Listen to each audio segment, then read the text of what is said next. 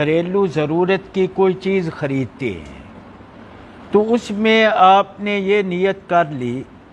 کہ اہل و عیال کی کفالت چونکہ میری اللہ کی طرف سے ایک ذمہ داری ہے،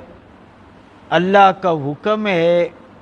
تو اس ذمہ داری کو، اللہ کے حکم کو پورا کرنے کے لیے میں چیز خریدتا ہوں۔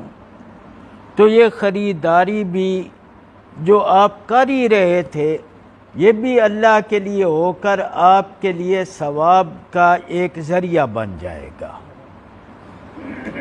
پھر آپ خرید و فروخت میں یہ نیت کر لیتے ہیں کہ اس کی خریداری اس طریقے سے میں کر رہا ہوں جس طریقے سے دین میں اجازت دی گئی ہے۔ تو دو چیزیں آپ اس میں لے آئیں، ایک تو اس بات کو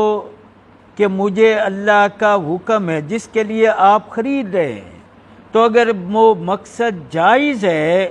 تو آپ اس میں یہ نیت کر لیں کہ مجھے چونکہ اللہ نے یہ حکم دیا ہے، پھر خریداری کا جو طریقہ ہے وہ بھی میں نے اللہ کے احکام کے مطابق اپنایا ہے، تو آپ کی کوئی بھی خریداری، کہیں بھی آپ کا مال خرچ کرنا، یہ اللہ